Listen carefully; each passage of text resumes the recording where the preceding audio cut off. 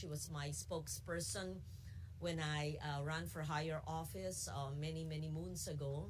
Thank you for that. And she's also my goddaughter in her wedding. So just so that in full transparency.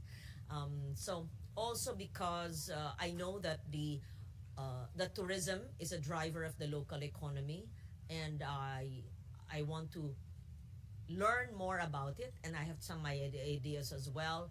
I never claim to be an expert in anything, much less tourism. So I want to really look at the budget of each and every agency, not to block it, but to enhance it. Okay? And I think you would know from your friends in government when I chaired the Committee on Finance and when I vice chair other committees that my hearings may take very long, especially the NCCA with small agencies that are otherwise not heard, or hey, kasi yan na lang, but let's say 10, even the library, even National Archives, which are usually never heard lengthily, but the hearings maybe have started, let's say 9 a.m., end up 5 p.m., right? Ganon. NCCA yan. Yeah, with all National Museum, and they enjoy it, and I enjoy it as well. However, today, because it was moved from 2 and then they wanted earlier because they know I have lengthy hearings, I have a very important meeting outside of a Senate at 1. That means I'll have to leave at 12:30. So we will start with the office of the secretary, and I will see your presentation, and like say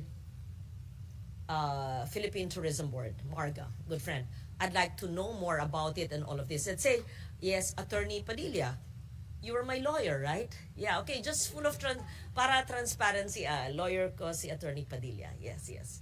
And I'm glad, and of course, Mark, my God, of course, yes. Yes, Mark. I'd like to know more about TIEZA. And let me just state now that the TIEZA budget will have a separate meeting because the post office, which is a newly created committee in the Senate after 2022 when it burned down, was given to me. With the leadership change, they've not given it to anyone else if anybody would care about that. So I need to know because I've not conducted a hearing there from the last meeting we had in the conference room. So I may be asked. I need to know. So Mark, there might be another hearing for that and all the TIEZA properties so that I learn more about it. And all the other agencies I can't see anymore. So having said that, I just wanted to let you know that we will have another hearing for the attached agencies, the bureaus, after today, but we will try to do whatever we can up to 12:30. Okay. So before I read my opening statement, may I request Director Sukandao to read into the record the presence of everyone so that I meet everybody as well. Thank you, Madam Chair. Good morning to our honored guests. For the budget briefing of the Department of Tourism and its attached agencies for today, we have as resource persons the following: the Honorable Maria Esperanza Cristina Garcia Frasco, the Secretary of the Department of Tourism. Good morning, Madam. Undersecretary Shalimar Hofer Tamano, the Chief of Staff and Concurrent Undersecretary for Tourism, Regulation, Coordination, and Resource Generation. Attorney Shireen Gail Yu Pamintuan, Undersecretary for Administration and Finance. We have Undersecretary Ferdinand Humapaw from the Office of the Secretary. Undersecretary Mayra Paz Valderosa Abubakar from the Office of the Secretary. Good morning po. Undersecretary Verna Esmeralda Buensuceso from the Tourism Development Planning. Undersecretary Maria Rica Bueno, Tourism Standard Regulations and Human Capital Development. Assistant Secretary Gisela Marie Kisumbing, Branding and Marketing Communications of the DOT. Assistant Secretary Judeline Kiachon, the Regional Monitoring Service. Assistant Secretary Charlene Zabala Batin, Tourism Standard Regulations and Human Capital Development. and concurrent regional director for NCR. Director Warner Andrada, the OIC Assistant Secretary for the Tourism, Development Planning and Research and Information Management. We have Madam Margarita M. Nograles from the Tourism Promotions Board. Good morning po. Mr. Patrick Joel Cinco, Acting Chief Operating Officer of the Duty Free Philippines Corporation. We have Attorney Joanne Padilla from the Intramuros Administration. Ms. Cecile Lorenzana Romero, the Executive Director of the National Parks Development Committees. General Manager and CEO, Mr. Roberto Zozobrado of the Philippine Retirement Authority. We have Executive Director Gertrudes Duran Batocabe from the Angnayong Filipino Foundation Incorporated. We have Executive Director Mr. Marco Ancheta from the Philippine Commission on Sports Scuba Diving. And we have Dr. Mark Lapid, the Chief Operating Officer of the Tourism Infrastructure and Enterprise Zone Authority. We also have Assistant Secretary Ronald Canopio from the Office of the Secretary. And Madam Chair, we also have from the Commission on Audit, Ms. Joanne Bells Clavio, and Ms. Mercedes de la Cruz from the Department of Budget and Management, together with Ms. Lulu Vispo. That's all for now, Madam Chair. Thank you. Thank you, Director Sukandao. May I just read into the record my opening statement? Ang pagdinig ng Subcommittee G ng Komite ng Pananalapi ay formal nang binubuksan.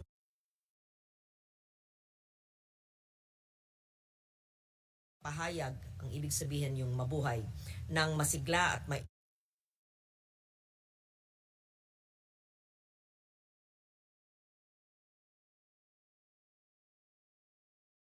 pondo ng kagawaran ng turismo para sa taong 2025 naway maging sentro ng ating mga layunin ang salitang mabuhay.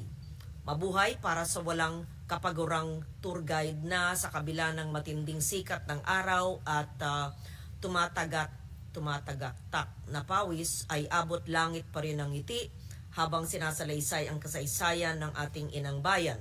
Mabuhay para sa mga habing may bihasang kamay na lumikha ng makukulay na tela na patuloy na sumasalamin ng ating pagkakamalikhain at likas na talento. Mabuhay para sa kusinerong hindi alintana ang pagod sa pagluluto, makapaghain lamang ng pinakamasarap, pinagmamalaki nating lokal na pagkain. Ito ang tunay na kahulugan ng ating turismo, pagpapalakas ng natatanging yaman ng ating bansa, walang iba kundi ang mga Pilipino. Bilang taga-pangulo ng subcommittee ito, nais kong bigyan diin ang ating pagsusuri ng pondo ng kagawaran, hindi lamang nakatuon sa pag-akit ng turista, kundi sa pangangalaga ng ating kalikasan at ang ating mayamang kultura. Higit sa lahat, kasama rito ang pagpapalalim ng pag-unawa ng ating pagkakakilanlang bilang Pilipino. Sa totoo lang, kahit walang promosyon ay sapat na ang likas na kagandahan ng Pilipinas upang dayuhin ito ng ating mga turista. Ngunit sa apat na sulok ng kwartong ito, tangan natin ang isang mas malalim na tungkulin, ang pagbibigay ng kabuhayan at mga oportunidad ng kabuhayan sa ating ekonomiya para sa ating mga kababayan, habang iniingatan ang walang katulad na kariktan ng ating bansa. Kasabay nito, ang ating hangarin na maipamana sa mga susunod na henerasyon ang nakakamangha at makapigil hiningang paraiso ng ating bayan. I don't have my colleagues yet to provide me a quorum. We're not sure if someone is online, and Director Sukanda was already acknowledged for the record all of those present here today. So I would like to hear the opening statement of our good secretary and to listen, learn, and ask questions. And as I mentioned earlier, we will hear the Office of the Secretary, and I would like to see also the regional budgets and how you will spend it and how I could help to enhance it. I would like to know also if all hellos. Yes, my dear colleague, our Majority Leader, Senator Francis Tolentino, thank you for joining me. Okay. Another advocate for tourism, of course, from Tagaytay and the whole country. So before I proceed to give it to Secretary Frasco, would you like to make an opening statement? Nothing new, Madam Chair. Just greet some of our tourism advocates here, Mayong Buntag. Mayong Buntag, naggadto ko diri sa hearing para suportahan ang budget ng DOT. But just the same, ma'am, if I can give a note that I should be leaving behind, you should be aware that there were several measures filed within this chamber. One was approved just today, a few hours ago, the VAT on digital activities, services. And then we are on the brink of approving the refund for tourism VAT. And then there's another one. So I encourage all the tourism advocates present here to be aware of those legislative measures. How would it impact your department? How would it impact the tourism industry? The VAT, digital on VAT services, for instance, just signed into a law a few hours ago by the President. I was there. And then the refund. The refund, I was pushing for the inclusion of products coming from not just from the airport, but products coming from surrounding towns produced by tourism endeavors. For instance, if you go to Cagayan de Oro Airport, you'll not just be purchasing products from Cagayan de Oro. You will have the illegal peanuts. You will have products coming from even Tubod, Lanao del Sur,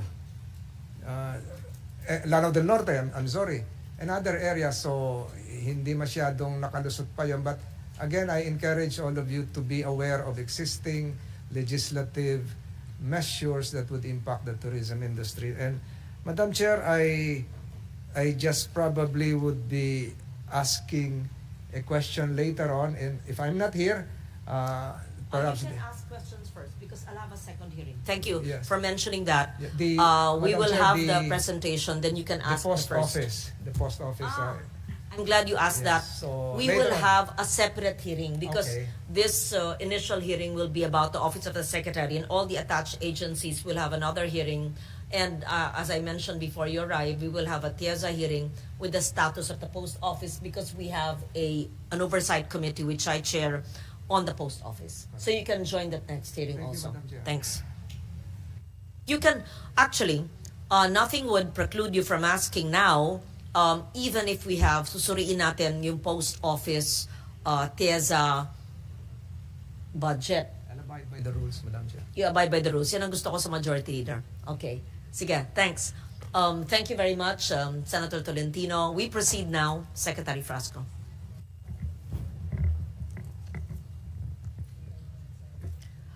Mabuhay ug mayong buntag. Magandang umaga sa inyong lahat and love the Philippines. Today, we have the honor to present the proposed budget of the Department of Tourism and its attached agencies for the fiscal year 2025. Our gratitude goes to the Senate, especially our chairperson of Subcommittee G of the Committee on Finance, Senator Lauren Legarda, as well as Senator Tolentino and all the members of this august chamber for the invaluable support, and we pray for the continued fiscal investment to allow Philippine tourism to thrive. Philippine tourism embodies our nation's vibrant spirit, uniting the Filipino people towards an appreciation of our nation's abundance, engendering in our hearts a deep love of country that allows us to present our best attributes to the world, and in turn, impressing upon all who come upon our hinterlands and our shores a multitude of reasons to love the Philippines. Over the course of the past 2 years, coming out of the utter devastation that was the global pandemic and various crises and calamities, we met the challenge of recovering, not only by setting our sights on all that had been lost, but rather looking inward at all that needed to be done. and all that could still be achieved with a perspective trained towards transformation, investment, innovation, and sustainability. Under the direction of our President, Ferdinand R. Marcos Jr., we have applied a dynamic and multidimensional approach towards tourism that seeks to increase our global competitiveness. In doing so, we expand opportunities for income and employment to as many Filipinos as we can in as many destinations across our archipelago. Advocating that tourism must and should be anchored on the strength of our heritage, culture, and identity, and focused on enhanced travel experiences by investing in world-class hospitality and amenities, we are positioning the Philippines as a premier travel destination towards the goal of becoming a tourism powerhouse. Investing in tourism goes beyond generating revenue. It creates jobs, uplifts communities, and showcases the Philippines on the global stage. Every peso invested in tourism has a ripple effect, improving infrastructure, expanding our connectivity, supporting local businesses, and opening doors to a better life for millions of Filipinos. As we present our budget today, we look back to the previous allocations for the Department of Tourism and its attached agencies. In 2023, tourism received over 3.7 billion pesos. In 2024, that was reduced to 3.4 billion pesos. And for 2025, we have been allocated a ceiling of 3.33 billion pesos. In our presentation later on, we will itemize the OSEC as well as the attached agencies' budget proposals to give our senators an appreciation of where the monies allocated to the Department of Tourism have gone to. Allow us to present the tourism performance indicators of the DOT. In 2023, Philippine tourism proved to be an economic powerhouse for our nation, with over 3.36 trillion pesos in combined tourism receipts coming into the coffers of our economy, contributing over 8.6% to our gross domestic product, and marking for the very first time in 24 years, according to the Philippine Statistics Authority, the highest growth in tourism direct gross value at nearly 48%. All these numbers have redounded to the benefit of our fellow Filipinos, with tourism employing over 6.21 million Filipinos in tourism-related industries in 2023.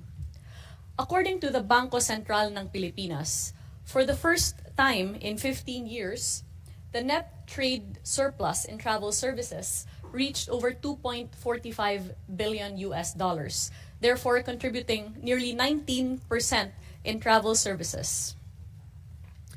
Philippine tourism has further proven its strength by its performance according to the World Travel and Tourism Council, which reported that the Philippines boasts of the largest domestic tourism market in Southeast Asia. In 2023, our domestic market was valued at 52.1 billion US dollars, highlighting domestic tourism as a key strength and significant factor in attracting further investments into our country. The Philippines also led Southeast Asia in tourism's contribution to the national output. The good news is that we exceeded our target with 5.45 million international visitors in 2023, surpassing our projected 4.8 million, clearly demonstrating a growing global interest in the Philippines. To sustain this growth, our President approved the National Tourism Development Plan for 2023 to 2028, which anchors the strength of Philippine tourism on our heritage, culture, and identity, all towards the goal of becoming a tourism powerhouse. What is unique about this National Tourism Development Plan is that it seeks to address the developmental pillars of tourism by instituting basic development in order to ensure that the Philippines continues to be globally competitive while taking advantage of global trends by introducing innovation. With our collaboration with the Department of Public Works and Highways and our firm focus on tourism infrastructure, this saw the construction and expansion of over 531 kilometers of tourism roads across the country to benefit our tourism destinations. There have also been inaugurations of significant infrastructure to include bridges and other projects that will enhance tourism connectivity. We have also sought to expand the Philippines' reach by focusing on our cruise tourism portfolio.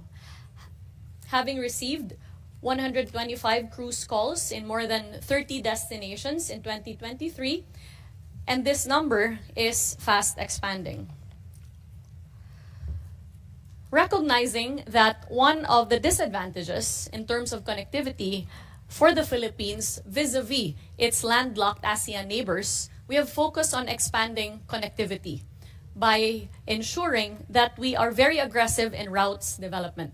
This has seen a convergence with the Department of Transportation, which then resulted in a 94% recovery of our international seats compared to our 2019 numbers and a 99% recovery in domestic seats.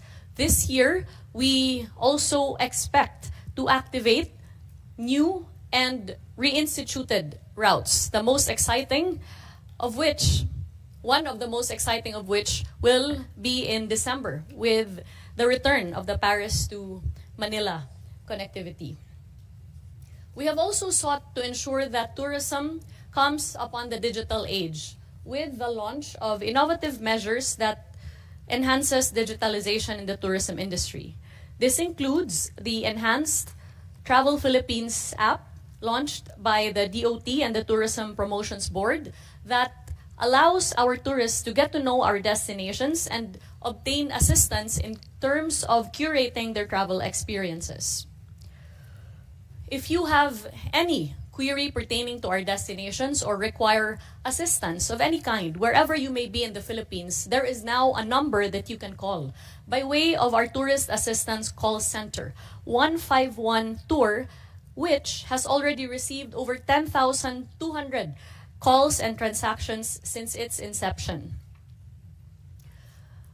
Under the Marcos administration, we seek to enhance the overall tourism experience, which is why we have constructed tourist rest areas all over the Philippines, with 10 that have come up and continue to come up across Luzon, Visayas, and Mindanao, and which contain convenient amenities for our tourists, such as an information center, a lounge, a cafe, restrooms, as well as a pasalubong center to benefit our small and medium enterprises. So popular has been this project among our local stakeholders and our local government units that apart from the 10 launched in 2023, we now expect 22 more to arise across our destinations in the country, to include even the farthest reaches of the Philippines, to as far north as Batanes, as far south as Sulu and Tawi-Tawi. I was just in Sulu recently, and towards the east and the western side of the Philippines. We recognize that enhancing tourist safety is one of the most important components of tourism development, which is why we have inked a memorandum of agreement with TIEZA and DOH in order to construct tourist first aid facilities across our destinations in the country. These tourist first aid facilities will be capacitated with medical equipment to render emergency care by the DOH and with the assistance in constructing the facilities through TIEZA. The dive industry is one of the strongest tourism products for the country, which is why it is important to ensure diver safety. This will see the institution and construction of an additional 5 hyperbaric chambers in our dive sites across Oriental Mindoro, Negros Oriental, Boracay, Camiguin, and Cebu as a start to further ensure that dive tourism expands for our country. We have also sought to introduce innovative projects that put the Philippines shoulder to shoulder with its competitors. This includes the introduction of the Philippines' very first hop-on, hop-off bus tours, which allows our tourists to get to know our destinations in Metro Manila And this month, we are launching the Philippines' very first layover tours from our airports here in Manila.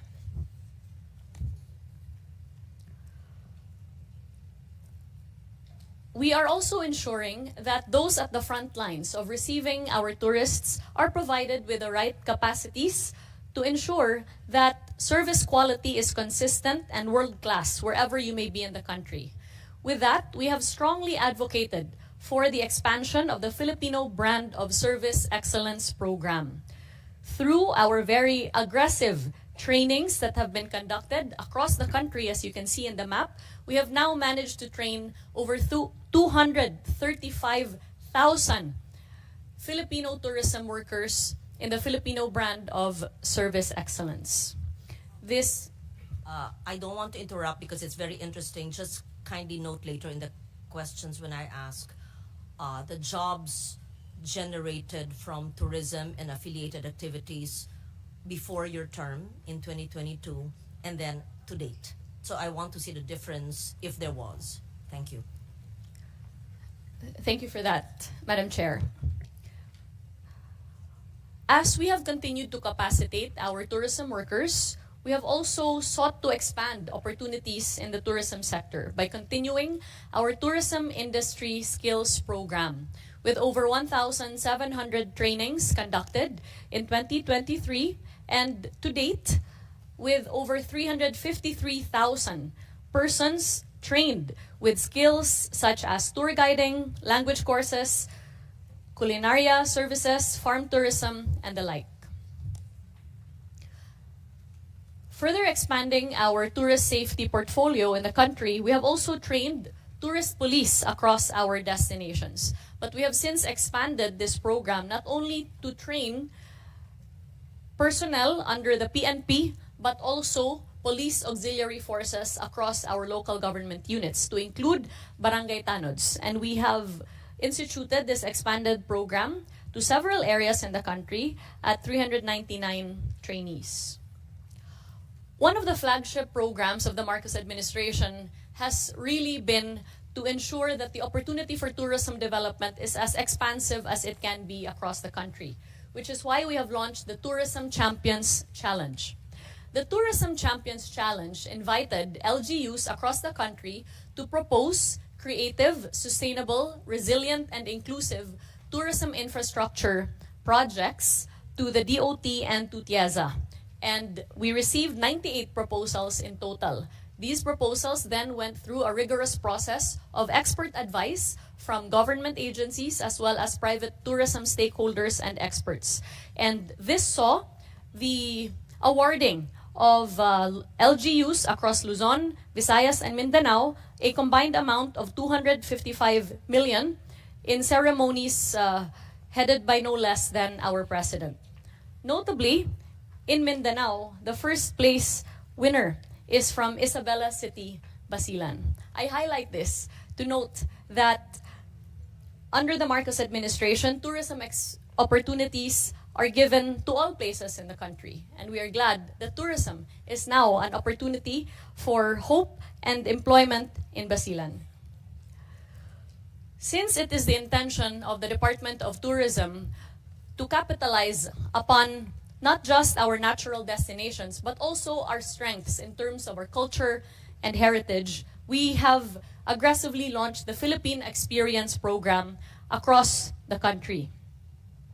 This highlights the offerings of our tourism destinations that are multidimensional and fully diversified, from our gastronomy or our food, to our culture and our festivals, to our biodiversity, even to our weavings and textiles from our local communities. The Philippine Experience Program has been implemented across 9 regions, 22 provinces, and several other cities and municipalities. This program will expand to all regions in the country in the months to come. As we have sought to put the Philippines at the forefront of gastronomy tourism, I am pleased to announce that we have just recently successfully hosted the first United Nations Tourism Regional Forum on Gastronomy Tourism for Asia and the Pacific in Cebu. This gathering brought together over 600 delegates from 43 countries, all of whom have endorsed the Cebu Call to Action on Gastronomy Tourism, laying down the strategy framework for developing gastronomy tourism on a global level. The hosting of the Philippines also extended to the UN Tourism Joint Commission meetings for East Asia and the Pacific and South Asia, which brought together member nations of UN tourism to discuss, among others, education tourism, sustainable tourism, and other strategies by which together we can continue to recover sans the pandemic.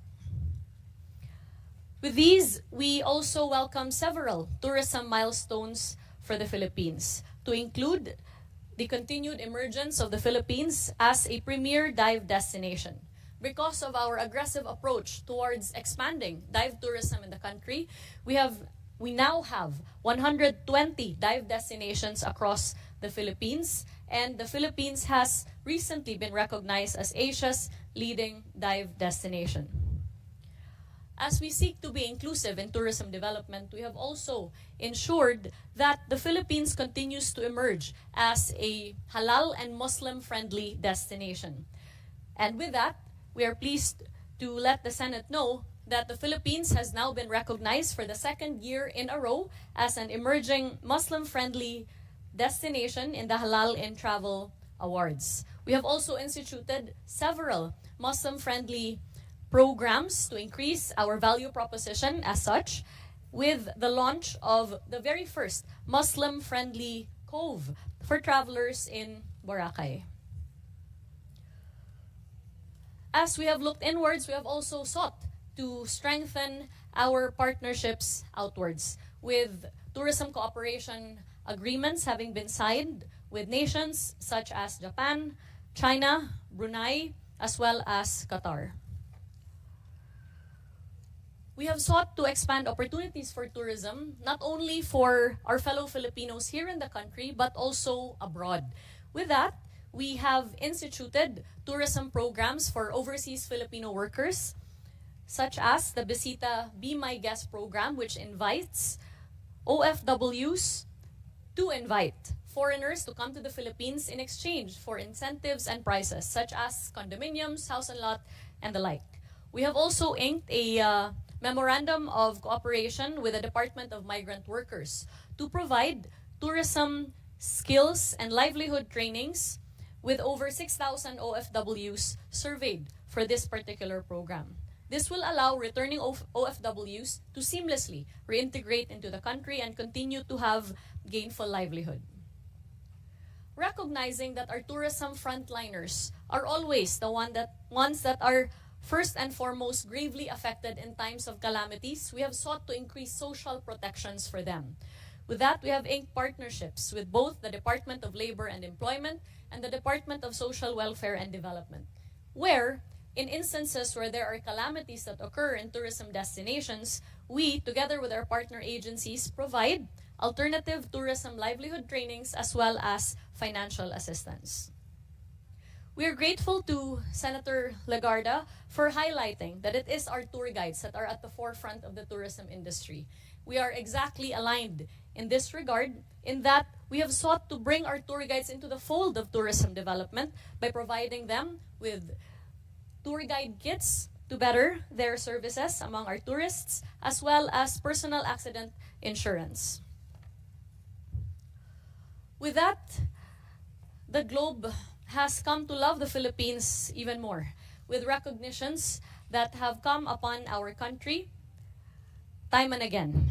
Recently, at the World Travel Awards, the Philippines received no less than 8 awards, including Asia's leading island destination, Asia's leading dive destination, Asia's leading wedding destination for Cebu, Asia's leading luxury destination for Boracay, Asia's leading tourist attraction for Intramuros, among others.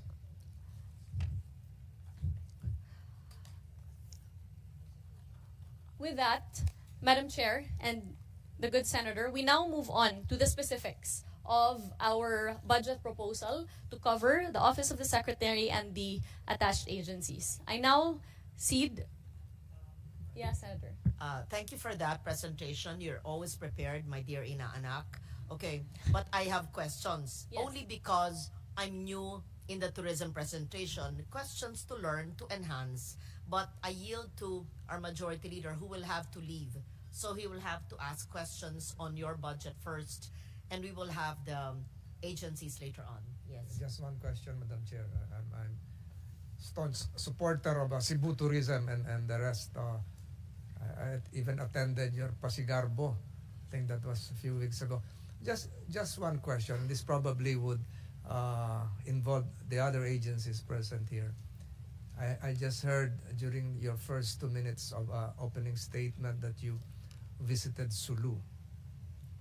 Very appreciative of that.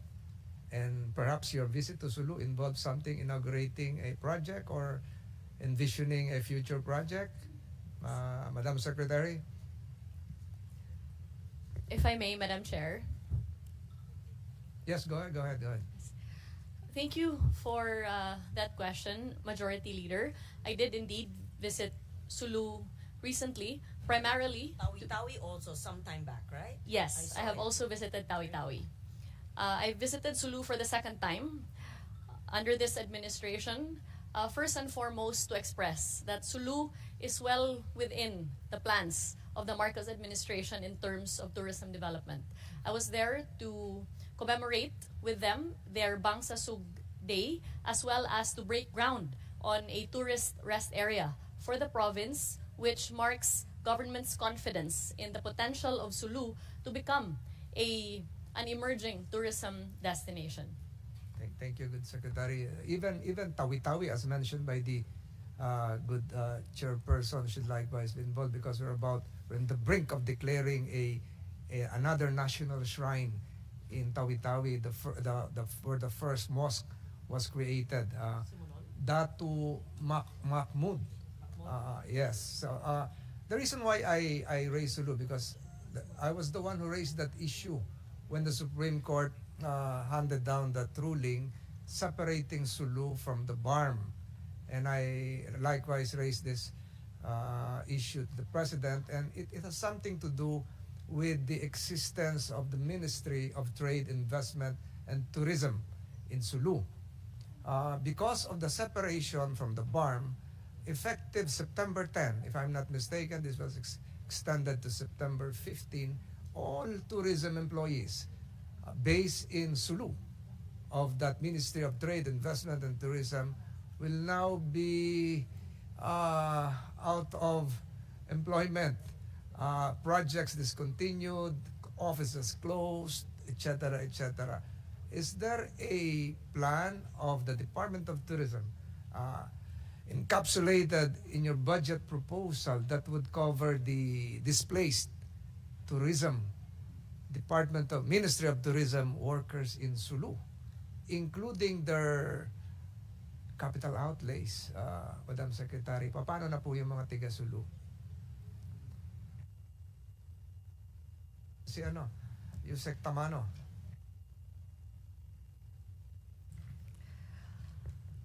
Thank you, Majority Leader. Notably, even prior to the decision of the Supreme Court, I had already visited both Sulu and Tawi-Tawi. And we have an existing collaboration with the ministry in charge of trade and tourism, as in fact, our collaboration with them also includes them benchmarking our national accreditation standards in terms of ensuring that there are quality accommodations in BARM. That having been said, when we proposed our budget before the Department of Budget and Management, this had been prior to the release of the Supreme Court decision separating Sulu from BARM. Notwithstanding that, we would be open to any assistance from the Senate in terms of funding the region that will have jurisdiction over Sulu in order to ensure that the displacements can be addressed. I think that would be Region 9 based in Pagadian. Marami-rami rin sila. To include all other departments, I think that the number would hover between 6,000 to 7,000 employees. Marami din. I just took note of that because you mentioned also several programs that would involve halal and your pitch to improve tourism in our involving our Muslim brothers and sisters. So, Madam Chair, sana po sa fine-tune natin ang budget, wag po natin makalimutan ang lalawigan ng Sulu. Kasi hindi lang sila bahagi ng tourism and culture, but they deserve to be a part of the greater pie in terms of national budgetary allocation.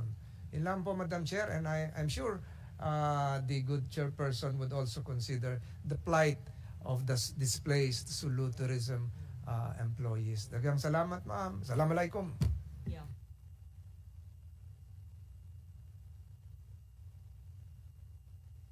I was pitching for a Sulu transition fund. Yes. I mean, I think you should say it because you shouldn't say sa plenary na ako magtatanong. No, tanong mo na dito. Can we Diba? have a binubulong mo sa plenary na ako magtatanong. Hindi, tanungin mo na nga dito. Siguro, Hindi ba? siguro Okay, and tell us your ideas how to so improve it. Yeah. if there is you have a counterpart in the BARM. There's the Minister of Trade and Investments and Industry and Tourism. Can we get the exact number of employees displaced? The total amount earmarked for their salaries, emoluments, and what have you. So, because this would be the priority, yung sweldo nila. Hindi naman siguro to abutin ng mahigit 100, Madam Secretary. So, if we get hold of that, can we have them incorporated in the budget of the central office as part of their transition, as part of this proposal to have a transition fund? Kasi tigil na yung sweldo nila ngayong September 15. Ngayon ay karon ay October 2. Paano na yun? Di ba? And then it's not just for you. DILG, DPWH, mas marami sa DepEd, 4,000 employees, teachers from Sulu. So, paano ho kaya maisasama any creative financial engineering proposal to incorporate the budget hanggang so this budget is for 2025. I'm now talking about the last quarter of 2024. That's a remedial measure.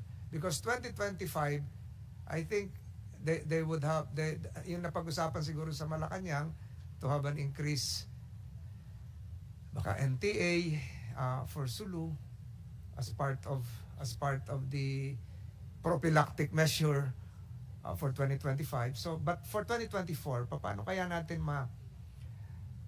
has there been a talk with the DBM? Majority Leader, perhaps we can look to precedent in terms of what the Department of Tourism has done in terms of shifts, jurisdictional shifts. So recently, as you know, the Negros Island region was created, the effect of which was to separate certain provinces and compound them into NIR, including Siquijor. And so what the DOT has done is to issue a department order to form a technical working group to ensure that there is a proper transition to address displacements as well as to ensure that services are not hindered. And we can engage in a similar measure specifically for Sulu. Pertaining to budgets, as far as the personnel component and capital outlay is concerned, we would have to necessarily consult with the Department of Budget and Management whether or not And the Civil Service Commission as well. correct, whether or not a creation of new positions under the DOT can be had in the latter part of, or rather, beginning this year, and to transition to the next year. Hindi lang naman, Madam Chair, sila may problema nito. Yung mga police cars nga natin sa Sulu, wala na rin gasolina eh. So, halos lahat eh. So, but I think the President is on top of this. Nabuksan ko lang kasi narinig ko yung Sulu kanina, and then yung halal initiatives ninyo, which is which is really laudable. So, Madam Chair, no further questions. I'm supportive of the budget of Very good. DOT. And if I may be allowed to leave, Yes. I think the DOT budget is in good hands with your chairmanship. Thank you. And you will join us because your question on the post office has not yet been answered. I'm sorry, there's no time today for that. Yes, we will have to address that. Yeah. Thank you very much, Majority Leader. Senator, don't forget him when you go around the country. A candidate who also, of course, loves the Philippines. Thank you, Senator Tolentino. Yes. Basic question, Secretary. Can you put on the screen the tourism arrivals for all ASEAN neighbors? Do you have it? And just a very basic question, which is on the minds of every Filipino who cares about our country. Why can we not have similar numbers for for the Philippines as in other ASEAN? Just kindly, if you have it, put the ASEAN neighbors, including Laos, Cambodia, put Vietnam, Indonesia, Thailand. Do we have it? If we don't have it on screen, can you just read it into the record? And then please explain what are they, this is even before, this is just policy, even before we go into the budget of each region. What are they doing that we are not doing? What is it you want to do that they're doing that fits into our tourism development plan that you want me to support? Yeah. But it would be best if you have it on screen. Thank you for that, Madam Chair. As they are trying to come up with the slide that addresses your question, if I may put tourism numbers in the context that we try to put it in order to have a full appreciation of tourism performance for the country. Traditionally, tourism performance has been measured by international arrivals. But since the onset of the pandemic, globally, tourism performance has shifted not only towards counting international arrivals, but also looking at domestic tourism and, importantly, visitor receipts, as it is the spending of our tourists that ultimately comes into our coffers and benefits employment and livelihood.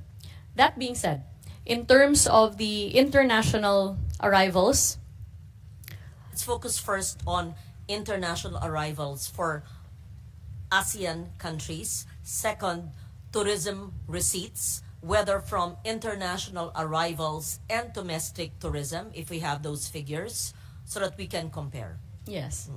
So on international tourism, Madam Chair, Thailand in 2023 was pegged at over 28 million. That was followed by Malaysia at 20 million. And we also have Vietnam at 12 million, Indonesia at 11 million. Then you have the Philippines at 5.45 million. Do we even have Laos and Cambodia? Yes. Here. Okay. So the numbers are reflected on the screen. To the right is also reflected the budgets for these ASEAN countries, which would first and foremost answer the question as to why tourism performance is either expanded or contracted.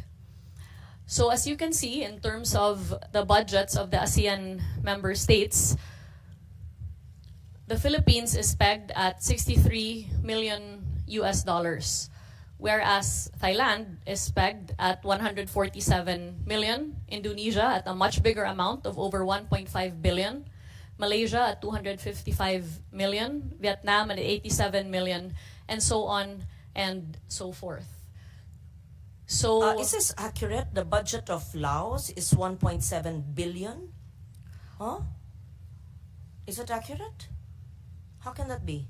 Their budget, tama ba yung nakikita ko? It's my eyes. Their yes, budget, it says 1.7 billion. Let's clarify huh? that, please. How can the budget of Laos be bigger than Indonesia?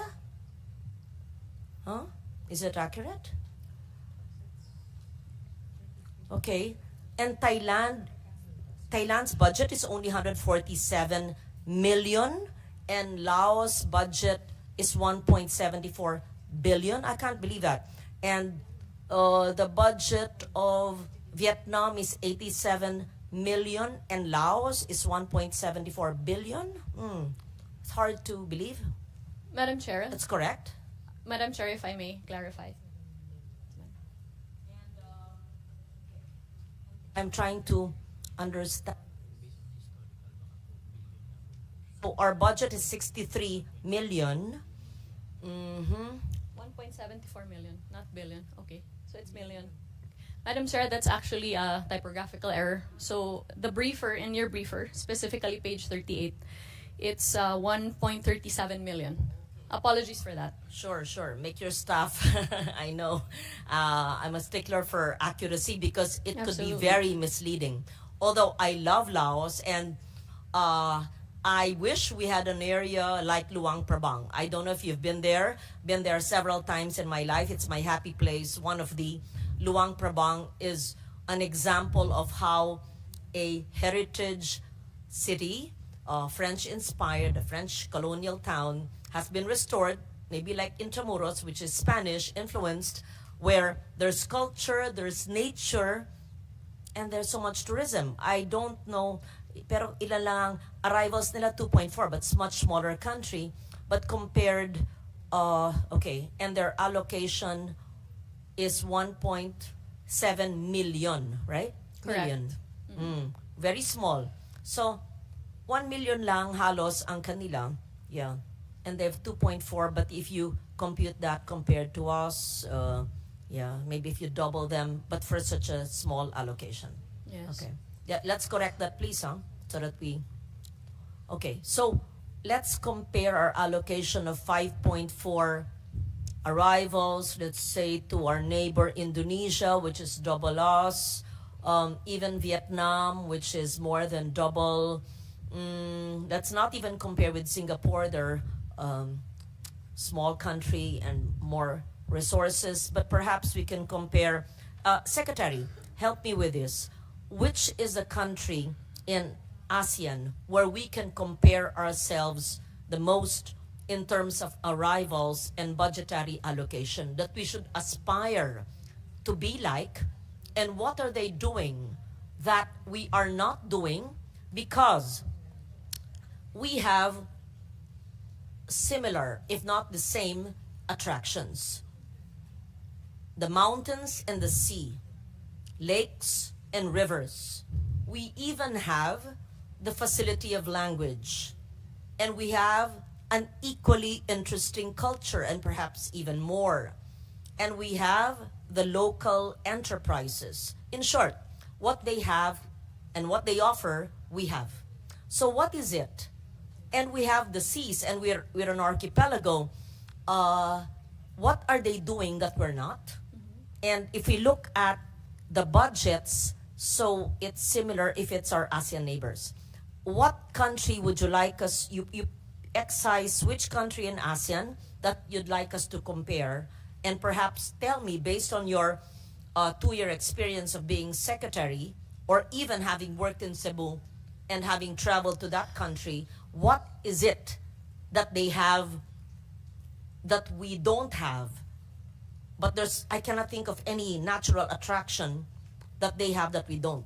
So we must be missing out on an action that we could do. And I'd like to know that so I can help support you aspire for those numbers. Yes. Thank- I'm so glad you asked that, Madam Chair, because that is precisely the exercise that the Department of Tourism has been doing in the past 2 years to truly understand the landscape. Just to be sure, in Indonesia's budget is 1.7 billion. Are you sure of that? Huh? It's 1.7 billion. Thailand's budget is only 147. Is 147. Kalahati tayo, 63. Yeah, kasi we have to start with accurate facts, right? Okay, para maliwanag, ha? Indonesia's budget is 1.5 billion. Right? Yes, that is correct. Okay. And ang mali lang dyan, has it been corrected? It can't be corrected. It's an art card, right? 63. So we have a lower budget from Vietnam, but a bigger budget than Cambodia. And look at this, Cambodia. We only have 500,000 more tourist arrivals, but their budgetary allocation is less than one half of ours. We are as beautiful as Cambodia, even if they have the Angkor Wat. Yes. Can we correct this? Art card dito, no? Yeah. They're in the process of correcting it, Madam Chair. What is often not taken into consideration in the comparison of tourism performance is also our geographic challenges, which necessarily puts the Philippines at a gross disadvantage, in a sense that most of our ASEAN neighbors are landlocked with each other, and so travel by land is the primary cause of arrival, whereas over 99% of the arrivals in the Philippines are necessarily by air. And so the number one challenge for Philippine tourism vis-a-vis the ASEAN would be infrastructure. The second being connectivity. So we have done the exercise of comparing the positioning of the Philippines in terms of, first, the existence of appropriate tourism infrastructure. According to a study that was conducted by the World Economic Fund in 2021, the Philippines ranks number 75 out of 117 economies when it comes to tourism infrastructure.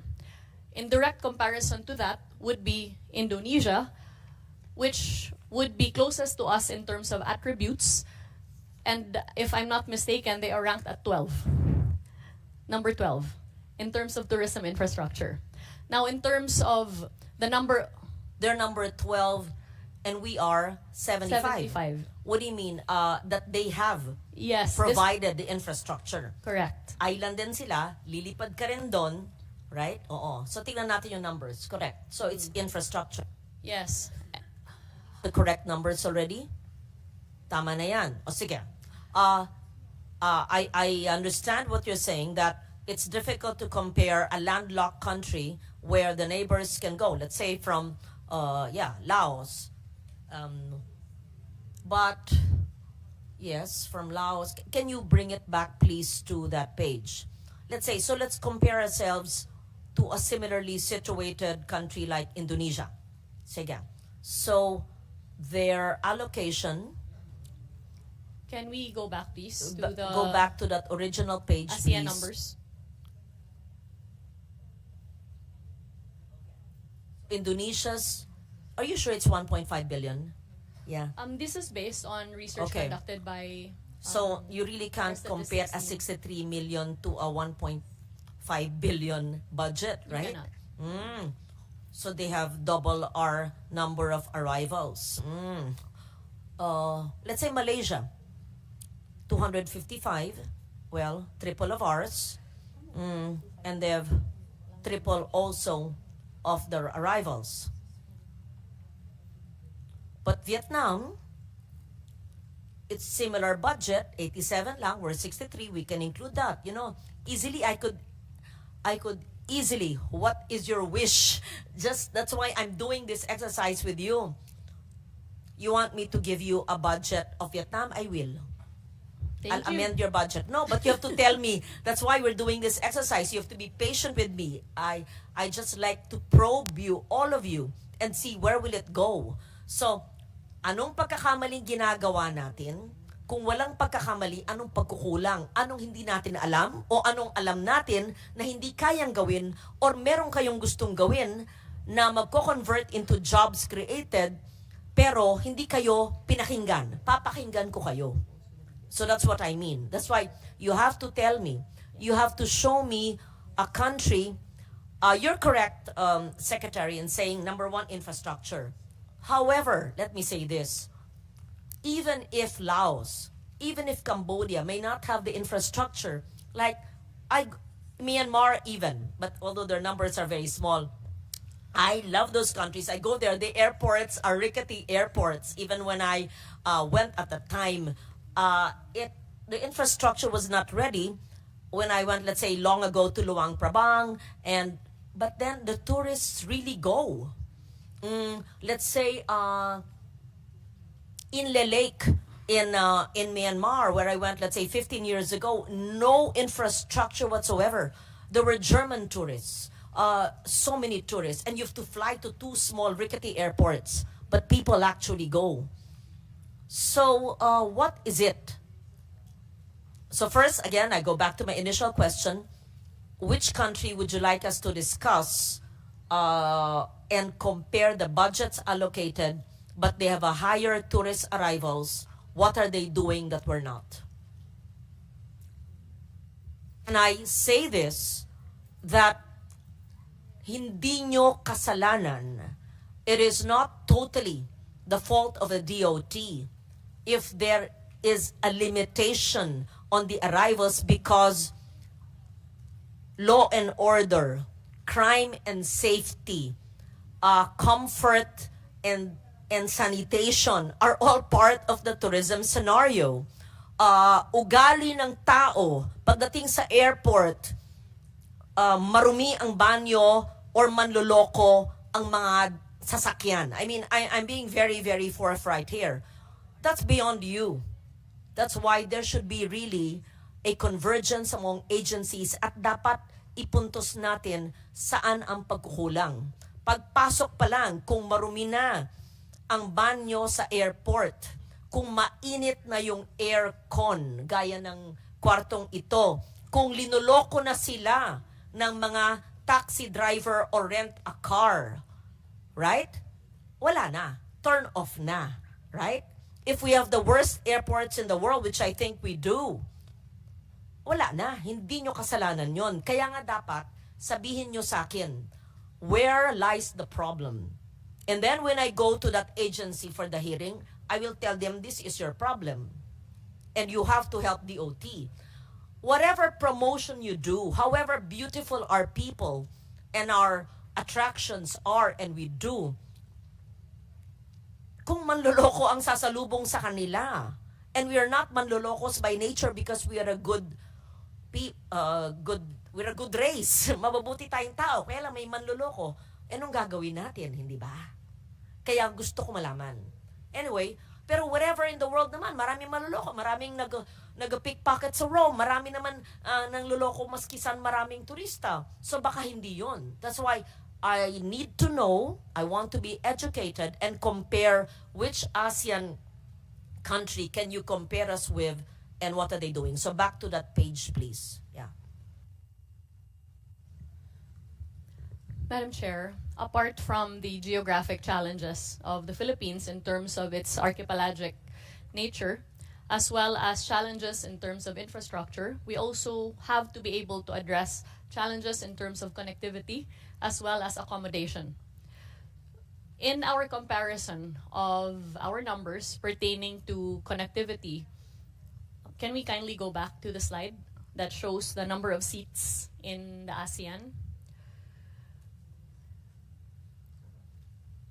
We can see that the number of seats coming into the Philippines is almost directly proportional to its ranking in the ASEAN, which pegs it at either number 5 or number 6. And where we are close... But Indonesia has 19 same seats. Yes, and where we are close to our neighbor Indonesia, their capacity in terms of accommodation is more than double the capacity, which actually triple the capacity of the Philippines.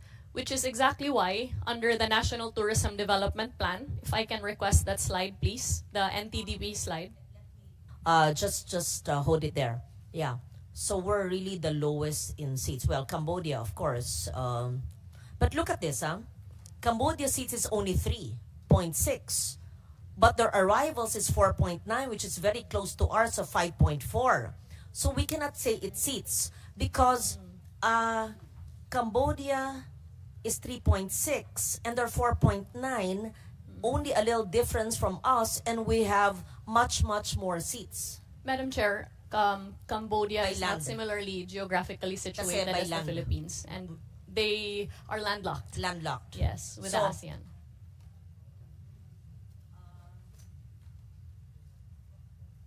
we would compare ourselves best with Indonesia. So we have same seats, but it's their accommodations. They built the infrastructure, the accommodations for that. And they have a 1.5B, but I can't believe that ha, kung totoo yan ha. 1.5B budget, ang laki. Sila lang ang may ganyang budget sa ASEAN by the billions. As I know, Madam Chair, lately, in the past 2 years, Indonesia has also instituted a specific tourism development fund, which is outside the national coffers and is a specific and special fund that is devoted to the development of tourism alone. And perhaps that is also what is giving them a great advantage in terms of tourism investment.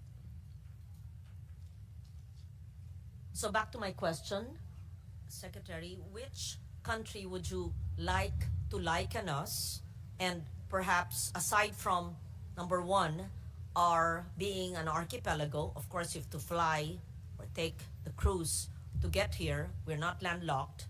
So that's a disadvantage, but also an advantage in terms of how we look and the geography. But aside from the seats, what else are other countries in ASEAN doing, or what do they have that we don't have? Well, Madam Chair, the effort has really been to place the Philippines in a strategic and unique enough position so as to stand upon its own strengths without necessarily having to compare itself with others, and which is why we have sought to examine our value propositions. That includes the assets of the Philippines that we have not yet fully articulated to the world. For the longest time, we have marketed the Philippines as a fun and adventurous destination. Since the onset of the Marcos administration, we have aggressively pushed for the Filipino identity to be at the forefront of the promotion and marketing of tourism, to allow the world to have a Philippine experience that is anchored on our culture, our heritage, our arts, our gastronomy, and all the other assets of Philippine tourism that can provide experiences that perhaps other nations in the ASEAN are able to provide, but not necessarily the Philippines. With that, we are, as I mentioned earlier, we have instituted the Philippine Experience Program, where we encourage our destinations to look beyond their natural assets and to come up with tourism packages that can allow for purposeful experiences in the country. If I may, I would also like to go back to the National Tourism Development Plan objectives. Can I have the NTDP slide, please? Madam Chair, under the National Tourism Development Plan, we have identified the measures by which we would be able to increase the competitiveness of the Philippines, not just in terms of the ASEAN, but globally. As mentioned earlier, our greatest disadvantage is in terms of tourism infrastructure. And with that, we have sought for funding for tourism infrastructure to be prioritized. As a matter of fact, we have strongly advocated for the construction of new tourism roads, not just the continuation of existing roads. And this has seen government investment in new tourism roads at over 5 billion last year. And this year, we proposed that 8 billion pesos be devoted to tourism roads under the DPWH. Unfortunately, this was not carried in their national expenditure plan, and we continue to lobby for funding for the 8 billion for the new roads in order that we give opportunities for expanded tourism development across our destinations. You mean this budget is not lodged under the DOT, but this is a convergence project of declared tourism areas, right? Yes. You say you were not granted. I think that the PWH has 6.380, right? Yes. Billion for the construction or the improvement of access roads to declared tourism destinations. That was going to be my next question. Give me, please, the priority tourist spots, regions, cities, municipalities that DOT is that DPWH is serving that for DOT. If this is accurate, 6.3B. Yes. Madam Chair, the 6.3 billion that has been proposed by the DPWH only pertains to continuing tourism roads. The 8 billion for new tourism roads that we proposed was not carried.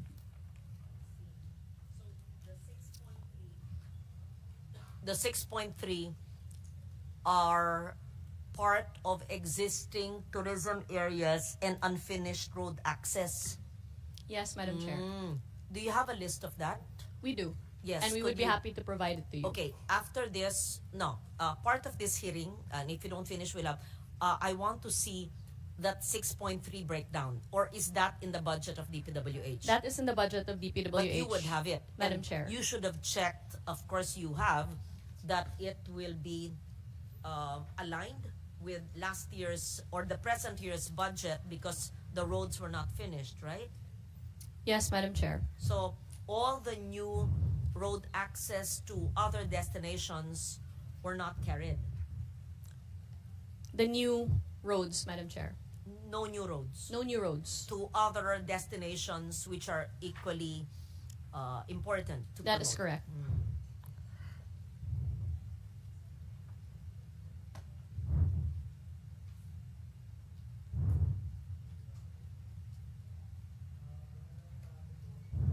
Okay, please proceed. Yes, please proceed. I still want to understand. Of course, we take note and agree on the problem that we're not landlocked. Of course, we have to fly. You have to fly to get in. And there's limited seats. Okay, tanggap natin yun. Second, the lack of infrastructure, and you're bringing it to the table that they completely did not support you in terms of the 8B allocation for new tourism roads, right? Wala. Totally none. Unfortunately, it was Yes. not carried, Madam Chair. Okay? And all they're doing is completing road access to already existing destinations. Okay. Taking into consideration those two, limited seats and no infrastructure leading to tourism destinations, what are your recommendations? What are you doing considering these two important support systems that must create a boost in tourism? Madam Chair. In short, what are you doing to increase seats from 19 to what? What is your target and when? And what are you doing if the DPWH or in the NEP, the 8B was not carried? So we can't just say, sorry, our tourism is pegged at 5 dahil wala eh. They turned down our budget. And second, the seats, that's beyond us. So I need to know what is it we can do within our limited power to solve that problem. Or do you have another solution that would not mean seats, that would not mean road access? Thank you, Madam Chair. Apart from tourism roads, there is also an imminent need to develop airport infrastructure, considering that over 99% of the international travelers that arrive in the Philippines arrive via air. With that, we have strongly advocated with the Department of Transportation as far as supporting our President's call for public-private partnerships in the improvement and expansion of existing airports, as well as in the full maximization of these airports. I agree. To give you You're talking about international or domestic airports or both? for both, Madam Chair. You know, if we are to rely on them, they're so slow. They're terrible. They're really terrible. It's not just this administration, even in previous. There's something wrong with the OTR. I've chaired their budget since 2013. And and I was so displeased, really. They just put their budget in CAAP and it dies there. Alam mo yan, di ba? Nakakainis. Talagang, there's a budget for airports and they don't utilize it. And even my own airport in my province, I funded it may pera. But 2017, 18, up to 2024, hindi pa rin natatapos. Pinakapagong yung DOTR. Kaya pag sinabi na natin, hindi uusbong ang turismo sa ating bansa dahil sa airport, whether international or domestic, patay na tayo. Wala tayong solusyon. Again, sasabihin ko, hindi kasalanan ng DOT. Kaya nga, kulang ang seats. Anong gagawin natin? Nakaasa sa DOTR, sa airports, ay walang pag-asa. Ang pagong talaga nila. And we're on Facebook Live where people will say, yes, they will agree. And they don't enforce it well. Terrible. So seats, infrastructure, tinanggal sa budget because there's limited fiscal space. So what do we do? Ayan, dumadami ang problema. Kaya dapat realistic tayo para hindi rin kayo sinisisi, para alam natin, hahanap tayo ng solusyon. Right now, 3 na yan, no? Seats, that's beyond you. But it's really not beyond you because we can really encourage more carriers to come, right? And it's a matter really of talking. Bob Sobrado, yan, expert yan dyan. Alam niya, bago pa tayo mapanganak, yan na ang ginagawa nila. Diba? So, people like Dading Clemente of Raja Tours and Bob Sobrado, they would know. So seats, infrastructure, airports. Nako, dumadami ang problema. Yes. Yes. If Okay. I may continue, Madam Chair. There is a silver lining. In a sense that our president has strongly propounded that public-private partnerships should be the way in terms of improving our airports. We have seen much success in this in terms of Cebu as well as Clark. And so we are pleased with the good news that the private proponent has already taken over the NAIA airports, and we hope to be able to see at least incremental changes in its operations by the end of the year. This taking over by the private sector will also, number one, increase the number of flights that can come into the Philippines per hour, as well as increase the number of seats. In terms of seats, By how many seats will we increase? will Yeah, may I know, Yes. if you have 19 million seats, 19 million arrivals, is it 19 million? What can I go back to that page? 19 ba yun? Yes. Can we flash the seats? Yes. The So, DOTR actually made a presentation to indicate what will be the increase in capacities, Madam Chair, once the takeover is in full swing. when we say 19 million international seats, are we already maximizing the seats, or there are possibilities for how many more seats unfilled? Well, Madam Chair, the seats are not only occupied by tourists coming into the country, but also other types of travelers, as well as returning Filipinos and the like. For your 5 million arrivals, you're not counting returning Filipinos, right? Are you including balikbayans or OFWs returning to the country? You should not include OFWs who are returning for vacation, seamen. Hindi kasama yan Overseas sa 5 million. Filipinos that are already residents of other countries are counted, and they account for a little over 8%, if I'm not mistaken, of our international Okay, arrivals. para clear yung figure. So the 5 million international arrivals includes balikbayans. When we say balikbayans, these are former Filipinos, maybe dual citizens living in other countries but returning for their relatives temporarily for a vacation.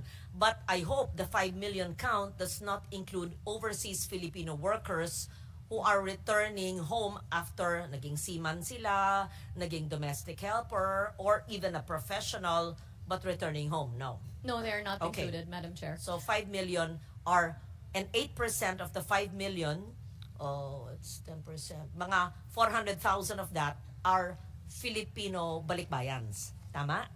Thereabouts. Okay, kung 5 million, 8%, mga 400,000. Correct? Thereabouts. Okay. Yes. Now, Madam Chair, according to the DOTR, with the major upgrades to the NAIA airports, there will be an increase in annual output to around 62 million passengers. and from an average of 40, 62 million passengers. And from an average of 40 air traffic movement to around 48 flights per hour.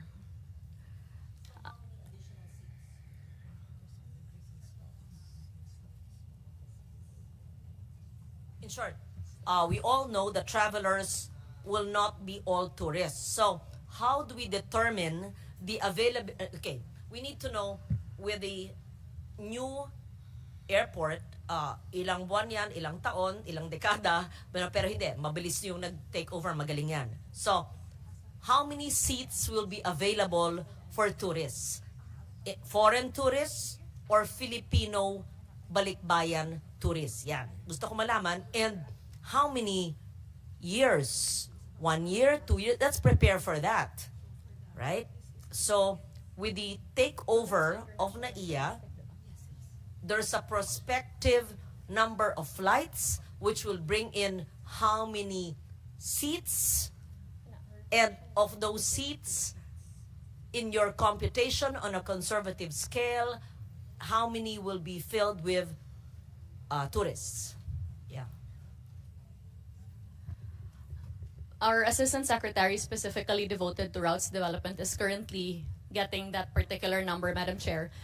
Expect you to know, I mean, just to be clear, I don't expect the secretary, who's a very, very bright girl and always prepared, to know the answers to all my questions, because that's why I'm asking. I just need to probe to understand it better. But to plan for our tourism for the next 4 years, we need to know, with the new airport, at least in NAIA, how many seats, and when will this happen? Because NAIA, that's a long project. Will it happen during your incumbency? During this term?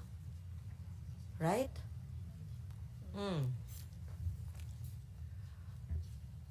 Once we have the complete information, we will provide it to you, Madam Chair.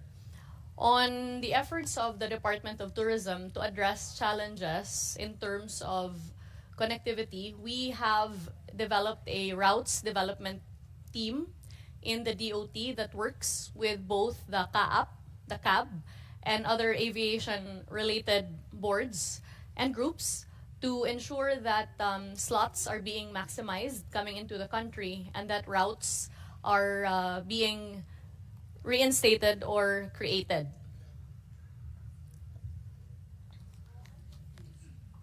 I'm confused. It says here, for January to June 2024, there are 8.9 million available international seats. This must be wrong, because it says here 19.1 million seats. What does this mean?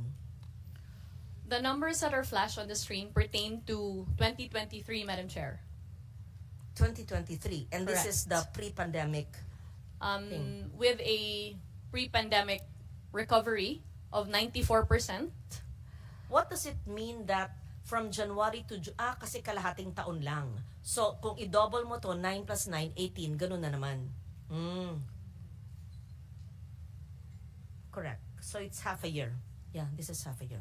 Yeah, please proceed. So, we need to know with the new airport, una, kailan ba yung matatapos? Pangalawa, pagtapos, so, ilang taon matatapos?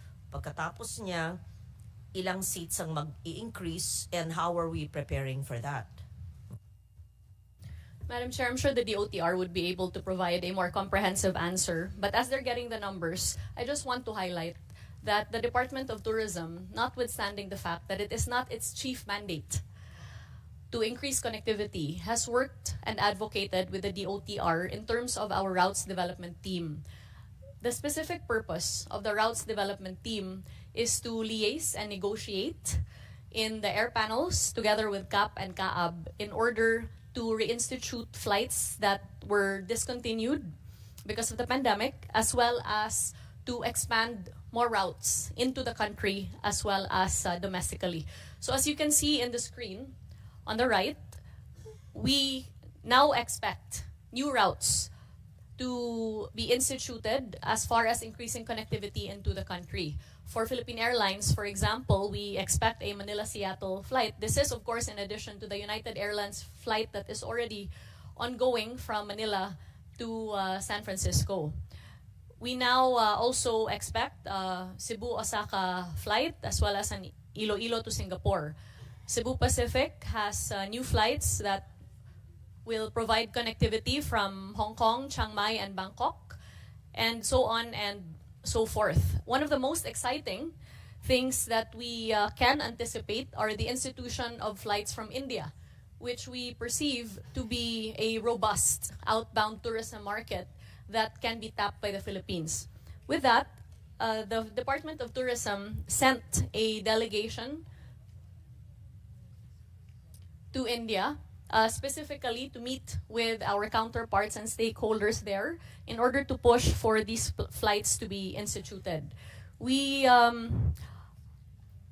have also, together with the DOTR, participated in air panels for purposes of negotiating and consulting as far as maximizing the number of slots that can be added from international destinations in order to increase the number of flights to the country.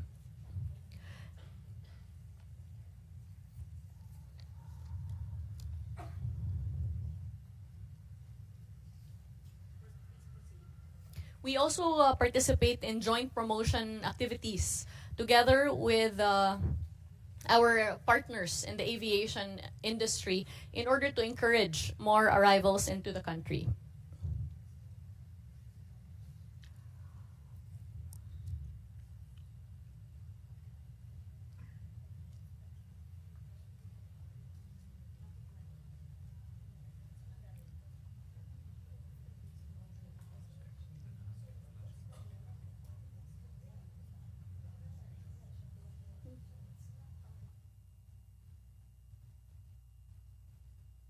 Please proceed. Madam Chair, we also have updated numbers as of 2024 in terms of the number of available seats, and we can provide that to you.